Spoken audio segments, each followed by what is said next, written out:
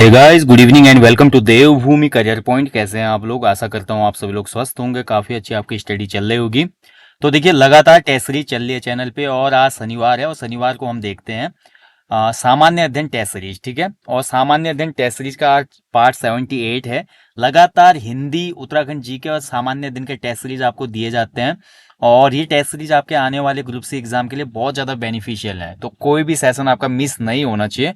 तो चलिए, आज भी काफ़ी अच्छे क्वेश्चन है, जल्दी से सेशन को कंप्लीट करते हैं और आपकी तैयारी को एक नया रंग देते हैं फिर से। ठीक है, जितना जो मेहनत करेगा, जितनी ज़्यादा प्रैक्टिस सेट और टेस्ट सीरीज लगाएगा सिलेबस खत्म करने के बाद, उसके सिलेक्शन के चांसेस उतने ही ज़्यादा बढ़ जाते हैं। ये मैं आपको सच्चाई बता रहा हूँ आज। ठीक है, तो चलिए देखेंगे इसमें आज के क्वेश्चन। देखेंगे, काफ़ी ठीक ठाक क्वेश्चन है आज भी। तो आज है देखिए जीके टेस्ट 78। तो पहला क्वेश्चन आपके सामने देखिए, निर्धनता का दुष्चक्र की अवधारणा किससे संबंधित है? ठीक है, तो निर्धनता का जो दुष्चक्र होता है, यह अवधारणा किससे संबंधित है, किस व्यक्ति से संबंधित है? एंड द राइट आंसर इस क्वेश्चन का ऑप्शन बी हो जाएगा इसका। ठीक है, रेगनर नेक्से से संबंधित है, ये ऑप्शन बी इसका राइट आंसर है। चलिए आगे बढ़ते हैं। ये इकोनॉमी का क्वेश्चन है। खान सुरक्षा विभाग भारत में किस केंद्रीय मंत्रालय के अधीन होता है? तो जो खान होती है, माइन होती है, माइंस में जो सुरक्षा विभाग होता है, उनमें जो मजदूर काम कर रहे हैं उनकी सेफ्टी से रिलेटेड ही डिपार्टमेंट होता है। तो ये हमारा अधीन होता है कौन से मंत्रालय के? श्रम और रोजगार मंत्रालय, यानी कि ऑप्शन ए इसमें राइट आंसर है, श्रम और रोजगार मंत्रालय। लास्ट टाइम देखिए, अभी वीडियो वीपीडीओ वाले एग्जाम में आपका एक क्वेश्चन बना था ना, इनमें से कौन सा भारत सरकार का एक मंत्रालय नहीं है? और उसका राइट आंसर था सौर मंत्रालय। सौर मंत्रालय कोई भी मंत्रालय ही नहीं है। ठीक है, ऐसे ही आपको मंत्रालय भी पता होना चाहिए। भारत सरकार के जो मुख्य मुख्य मंत्रालय हैं कौन कौन से हैं, ये अच्छे से आपने याद करने चाहिए। ठीक है, वेरी इंपॉर्टेंट है ये। चलिए आगे बढ़ेंगे। पर्यावरण का संतुलन बनाए रखने के लिए वन अंतर्गत कितना क्षेत्रफल होना चाहिए? देखिए, जो हमारा वन नीति है, ठीक है, वन नीति है जो देश की, उसमें ये बोला गया है कि पर्यावरण का संतुलन बनाए रखने के लिए कम से कम यहाँ पे वन क्षेत्रफल होना चाहिए 33%। ठीक है, 33% यहाँ पे वन क्षेत्रफल होना चाहिए और ये हो जाएगा राइट आंसर इसका, ऑप्शन सी, 33% हो जाएगा इसका। ठीक है, वैसे देखा जाए हमारे उत्तराखंड में तो लगभग 45% से अधिक भूभाग पे वन है। 45% से आगे ज्यादा है ना हमारे यहाँ पे, है ना? टोटल अगर हम देखते हैं, वन आवरण की मैं बात कर रहा हूँ। ठीक है, अभी लास्ट टाइम जो हमारी वन रिपोर्ट आई थी उसमें 45 पॉइंट कुछ था, बट भारत के संदर्भ में बात करते हैं तो भारत में काफी कम है ये अभी। ठीक है, भारत में 33% से बहुत बहुत नीचे है हम अभी वन रिपोर्ट में। चलिए कमेंट बॉक्स में बताइए, जो हमारी वन रिपोर्ट आई थी 2021 की, इसमें भारत का टोटल वन या वनावरण वाला क्षेत्र कितना था प्रतिशत के आधार पे, ये आप कमेंट कीजिए। ठीक है, किसी भी जगह का पर्यावरण संतुलन बनाए रखने के लिए वन क्षेत्रफल होना चाहिए 33%। विश्व ओजोन दिवस कब मनाया जाता है? तो आप सभी को पता है दोस्तों, वायुमंडल की जो हमारी परतें होती हैं उसमें देखिए ओजोन मौजूद होती है एक परत में, और ओजोन जो है सूर्य से आने वाली जो हानिकारक किरणें होती हैं, ठीक है, वो हानिकारक किरणें कौन सी? पराबैंगनी। तो ये अल्ट्रा वायलेट जो रेज होती है इनको रोकती है और उसके बाद सूर्य का प्रकाश धरती पे पहुंचता है। अगर ये अल्ट्रा वायलेट जो रेज हैं, पराबैंगनी किरणें धरती पे डायरेक्ट आएंगी तो स्किन कैंसर और अन्य बीमारियां होने का खतरा बढ़ जाएगा बहुत ज्यादा। ठीक है, तो कहीं ना कहीं ओजोन परत क्या है, हमारे लिए एक सुरक्षा कवच का काम करती है और इसी ओजोन परत की सुरक्षा के लिए, जागरूकता के लिए विश्व ओजोन दिवस मनाया जाता है 16 सितंबर को। ठीक है, कब? 16 सितंबर, ऑप्शन ए इसका राइट आंसर है। चलिए, ओजोन का जो सूत्र होता है O3 होता है। ठीक है, ध्यान रखेंगे O3। मतदाता सूची का 100% सत्यापन करने वाला देश का पहला राज्य कौन बना है? तो देखिए, ये करंट का क्वेश्चन था आई थिंक, और इसका राइट आंसर था उत्तराखंड। उत्तराखंड ने मतदाता जो सूची होती है, वोटर लिस्ट होती है, उसमें 100% वेरिफिकेशन कर लिया था। ठीक है, तो ऑप्शन बी हो जाएगा इसका। नेक्स्ट देखिए, निम्न में से कौन सी बैंकिंग की एक ऐसी तकनीक है जो मोबाइल डिवाइस से आपको अपने बैंक बैंक खाते को एक्सेस करने की अनुमति देती है? ठीक है, ये तो बहुत सिंपल क्वेश्चन हो गया। देखिए, मोबाइल डिवाइस से ही आप अपने बैंक खाते को एक्सेस कर सकते हैं और ये बैंकिंग तकनीक कहलाती है क्या? Mobile banking. ठीक है, जैसे कि आपने देखा होगा बहुत से एप्लीकेशन होते हैं, एसबीआई की एक एप्लीकेशन होती है योनो। ठीक है, ऐसे ही कैनरा बैंक अगर आप यूज करते हो तो कैंडी ऐप होती है। ऐसे अगर आप देखिए, जो हमारे अलग अलग वो ई वॉलेट वाली हमारी क्या है एप्लीकेशन है, लाइक पेटीएम है, और इसके साथ साथ हमारा फोन पे है, गूगल पे है, इसमें भी तो हम अपने बैंक अकाउंट को मर्ज वो कर लेते हैं ना, कनेक्ट कर लेते हैं। तो बैंक अकाउंट को इसमें कनेक्ट किया जाता है और उसके बाद हम सभी बैंकिंग के कार्य कर सकते हैं, जैसे कि पेमेंट करना ऑनलाइन, उसके साथ साथ किसी को पैसे भेजना, कोई चालान भरना, बिजली का बिल भरना, तो ये सभी काम हो जाते हैं। ठीक है, तो ये तकनीक कहलाते हैं मोबाइल बैंकिंग। आगे बढ़ते हैं। इनमें से कौन सा एक सही सुमेलित नहीं है पूछ रहा है, कौन सा गलत है ये बताना है आपने। राजाजी राष्ट्रीय उद्यान हाथी के लिए बिल्कुल सही है। पेरियार राष्ट्रीय उद्यान हंगुल गलत है। मानस राष्ट्रीय उद्यान हाथी के लिए है, ठीक है। और दुधवा राष्ट्रीय उद्यान यहाँ पे बाघ देखने को मिलते हैं। पेरियार जो हमारा राष्ट्रीय उद्यान है ना मित्रों, पेरियार राष्ट्रीय उद्यान हमारा किसके लिए फेमस है, तो पेरियार हमारा हाथियों के लिए है, ठीक है। देखेंगे पेरियार जो हमारा हाथियों के लिए फेमस है, तो यहाँ पे अंगुल नहीं होना चाहिए था। रेडियोधर्मी डेटिंग एक प्रक्रिया है जिससे क्या मापा जाता है, तो देखिए रेडियोधर्मी डेटिंग के द्वारा हम हमेशा जांचते हैं चट्टानों की एज, यानी कि ऑप्शन ही हो जाएगा चट्टानों की उम्र जांचने की एक बहुत बढ़िया प्रक्रिया है, ठीक है। ग्रीन मफलर किससे संबंधित है, तो ग्रीन मफलर ये रिलेट करता है आपका, राइट आंसर जाएगा किसका, साउंड पॉल्यूशन से, ठीक है। ऑप्शन सी हो जाएगा ध्वनि प्रदूषण से। चलिए ज्यादा एक्सप्लेन नहीं करूंगा, आज थोड़ा समय की यहाँ पे वो है, बाध्यता है, जल्दी तभी सेशन कराया जा रहा है आपको। जैव विविधता का अर्थ क्या होता है, देखिए बायोडाइवर्सिटी का अर्थ क्या होता है। मैंने आपको बोला था कि मैं आपको सेशन दूंगा, कुछ भी हो जाए, कुछ अर्जेंट ना होने तक मैं आपको कमिटमेंट दिया था, इसलिए सेशन देता हूं मैं, ठीक है। जिस दिन टाइम कम होगा एक्सप्लेन नहीं कर पाऊंगा, डायरेक्ट क्वेश्चन आंसर होंगे। जिस दिन टाइम होगा तो अच्छे से एक्सप्लेन भी किया जाएगा। बायोडाइवर्सिटी का अर्थ होता है दोस्तों एक निर्धारित क्षेत्र में विभिन्न प्रकार के पादप और जंतुओं की जो किस्में होती हैं वो कहलाती है, ठीक है। तो ऑप्शन सी हो जाएगा इसका, निर्धारित क्षेत्र में विभिन्न प्रकार के पादप एवं जंतु। लोकसभा का सचिवालय सीधे किससे नियंत्रित होता है, तो लोकसभा का जो सेक्रेटरीट होता है, सचिवालय होता है, ये नियंत्रित होता है आपका लोकसभा अध्यक्ष द्वारा, ठीक है, जो कि स्पीकर होता है। ऑप्शन डी हो जाएगा इसका आंसर, लोकसभा के अध्यक्ष द्वारा। चलिए आगे बढ़ते हैं। निम्न में से भारत का राष्ट्रपति किसकी नियुक्ति नहीं करता है, देखिए नहीं पूछ रहा है इसमें, तो इनमें से राष्ट्रपति किसकी नियुक्ति नहीं करेगा, बहुत अच्छा क्वेश्चन है।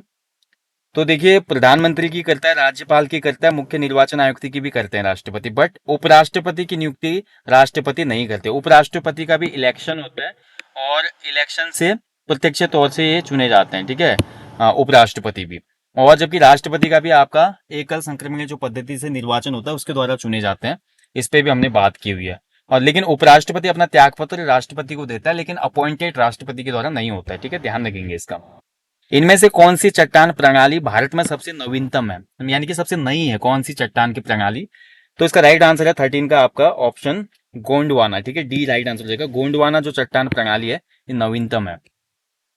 अगला देखिए निम्न में से कौन राज्यसभा की एकांतिक शक्ति के अंतर्गत आता है, तो राज्यसभा की एकांतिक शक्ति में देखा जाए तो इसमें आ जाएगा नई अखिल भारतीय सेवाओं का सृजन। देखिए अखिल भारतीय सेवाएं क्या होती है, अखिल भारतीय सेवाएं वो सेवाएं होती है जिसका एग्जाम यूपीएससी करवाता है। यूपीएससी के अंतर्गत जो ग्रुप ए ग्रुप बी की सर्विसेज होती है, like IAS IPS IFS, Indian railway service, उसके साथ साथ आईआरटीसी होती है, रेवेन्यू सर्विस, ये सभी क्या आते हैं अखिल भारतीय सेवाओं में।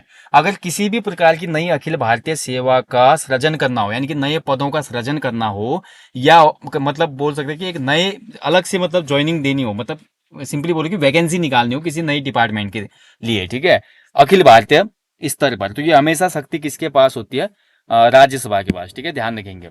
नई अखिल भारतीय सेवाओं का सृजन राज्यसभा की एकांतिक शक्ति के अंतर्गत आता है, ठीक है, समझ पा रहे हैं ना, तो वेरी इंपॉर्टेंट है ये। और जो यूपीएससी भी होता है ना हमारा संघ लोक सेवा आयोग, ये रिपोर्ट करता है वार्षिक प्रतिवेदन किसको देता है, प्रेसिडेंट ऑफ इंडिया को, राष्ट्रपति को देता है, ठीक है, कभी इस पे डिस्कस करेंगे। देखिए जीएस का मैं कोर्स देना तो चाहता हूँ आपको, बट वही है ना, टाइम का बहुत ज्यादा एंगेजमेंट है। निम्न में से कौन सा राज्य लोकसभा में अनुसूचित जनजातियों के सर्वाधिक प्रतिनिधि निर्वाचित करता है, देखिए लोकसभा जो है हमारा, देखिए निम्न सदन होता है, और लोकसभा में जितने भी मेंबर होते हैं ये निर्वाचन से होकर जाते हैं, ठीक है, चुनाव होते हैं। आपको पता है उत्तराखंड में लोकसभा की 5 सीटें हैं, तो लोकसभा के चुनाव में जो अनुसूचित जनजातियों का सर्वाधिक प्लेस है कौन सी स्टेट से है ये पूछा जा रहा है, यानी कि एसटी शेड्यूल्ड ट्राइब के सबसे ज्यादा मेंबर ऑफ पार्लियामेंट कौन से आते हैं, कौन से राज्य से, तो इसका राइट आंसर है मध्य प्रदेश, ठीक है, ऑप्शन सी इसका राइट आंसर है मध्य प्रदेश। भारतीय संसद के दोनों सदनों की संयुक्त बैठक किस संबंध में होती है, बहुत अच्छा क्वेश्चन है। तो संसद की जो संयुक्त बैठक होगी वो होगी किसके, हमारा जो नॉर्मल विधेयक होता है, यानी कि साधारण विधेयक, ठीक है, ऑप्शन सी हो जाएगा इसका, ऑप्शन सी ऑर्डिनरी बोल सकते हैं इसको, ऑर्डिनरी जो हमारा विधेयक होता है उसके लिए होता है। जम्मू कश्मीर का सदर ए रियासत पदनाम बदलकर राज्यपाल कब किया गया, अब तो देखिए जम्मू कश्मीर से क्वेश्चन जो बनते थे स्पेशल उपबंध वाले वो कम बनेंगे, क्योंकि जम्मू कश्मीर भी अब हमारा केंद्र शासित प्रदेश बन गया, यानी कि भारत के जो रूल्स रेगुलेशन सब जगह अप्लाई होते हैं, ठीक है, इंप्लीमेंट होते हैं, वो अब जम्मू कश्मीर में भी होते हैं, आपको पता ही है। लेकिन वहां पे पहले सदर ए रियासत कहा जाता था राज्यपाल को, ठीक है।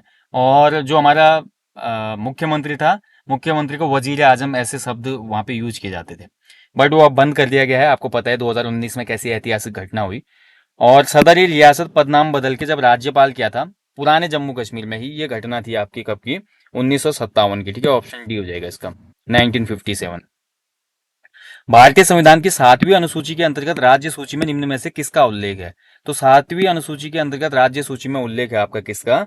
आपका राइट आंसर हो जाएगा इसका रेलवे पुलिस का। ठीक है, राइट आंसर हो जाएगा इसका रेलवे पुलिस, दिए गए विकल्पों के हिसाब से। ऑप्शन सी हो जाएगा इसका। ठीक है, चलिए आगे बढ़ते हैं। नेक्स्ट देखिए, भारत में नागरिकों के मौलिक अधिकारों में संशोधन कौन कर सकता है? तो जो फंडामेंटल राइट्स होते हैं सिटीजन्स के, उनमें अगर संशोधन करना है, अमेंडमेंट करना है, तो ये पावर किसके पास होती है? तो ये पावर पार्लियामेंट ऑफ इंडिया के पास होती है। ऑप्शन सी हो जाएगा इसका, संसद। लास्ट क्वेश्चन है टेस्ट का। भारतीय संविधान का कौन सा अनुच्छेद भारत की विदेश नीति से संबंधित है? देखिए, भारत की विदेश नीति वेरी इंपॉर्टेंट। देखिए, अंतरराष्ट्रीय शांति और सुरक्षा कौन से आर्टिकल में है? तो इंटरनेशनल जो हमारी पीस एंड सिक्योरिटी है, वो आर्टिकल 51 में मेंशन है। तो इसी के अंतर्गत भारत की विदेश नीति भी आती है। ठीक है, तो राइट आंसर हो जाएगा इसका ऑप्शन डी, अनुच्छेद 51। और आपको पता ही है अनुच्छेद 51A में क्या रखा गया हमारा? मौलिक कर्तव्य, फंडामेंटल ड्यूटीज है। ठीक है, तो ये आपको याद रखना चाहिए। 51 में हमारा क्या है? सुरक्षा शांति है, अंतर्राष्ट्रीय सुरक्षा और शांति है। और जबकि हमारा इसी के अंतर्गत विदेश नीति भी आते हैं। ठीक है, क्योंकि इंटरनेशनल शांति सुरक्षा की बात हो रही है, तो विदेश नीति भी तो उसी के अंतर्गत होगी ना। इसमें आपको बिल्कुल भी क्लियर हो जाना। ठीक है, कोई भी कंफ्यूजन नहीं होना चाहिए। तो थोड़ा क्वेश्चन को समझना भी पड़ता है, अब यहाँ पे देखा होगा आपने। ठीक है दोस्तों, ये था आज जीएस का टेस्ट, पार्ट 78। देखिए, आज जल्दी जल्दी क्वेश्चन डिस्कस किए। बहुत से क्वेश्चनों का यहाँ पे मैंने डिस्क्रिप्शन करना था, बट कर नहीं पाया क्योंकि समय का अभाव है। मैं आपको ये बहुत रैंडमली वीडियो दे रहा हूँ अभी चलते चलते, इसलिए आप लोग थोड़ा कोऑपरेट करें। और जाने से पहले दोस्तों, हमेशा की तरह मैं आपको बोलना चाहूँगा, अपने जीवन में यार कम से कम एक पेड़ लगाएं, लोगों को भी इसके लिए अवेयर करें, ताकि हमारे पर्यावरण को भी आप लोगों का योगदान मिले और पर्यावरण में भी खूब पेड़ होंगे। देखिए, हमारे देश में जो पर्यावरण स्थिति है बहुत सोचनीय है। अभी देखा जाए बहुत ज़्यादा मुश्किल हो सकती है आने वाली भावी पीढ़ी को, तो उनका भी ध्यान रखना है हमने। साथ ही देखिए, हमेशा अपने माता पिता, गुरुजनों और अपने से बड़ों का आदर करें। अपने से जो हमारे अनुज व्यक्ति हैं, अपने साथी, सहपाठी, दोस्त लोग, उन सभी को हमेशा अच्छी राह पे चलने के लिए, आगे बढ़ने के लिए प्रोत्साहित करें। उनको बहुत अच्छा गाइडेंस और मोटिवेशन दें, ताकि जीवन में भी वो भी अच्छे मुकाम पा पाए आपके बदौलत।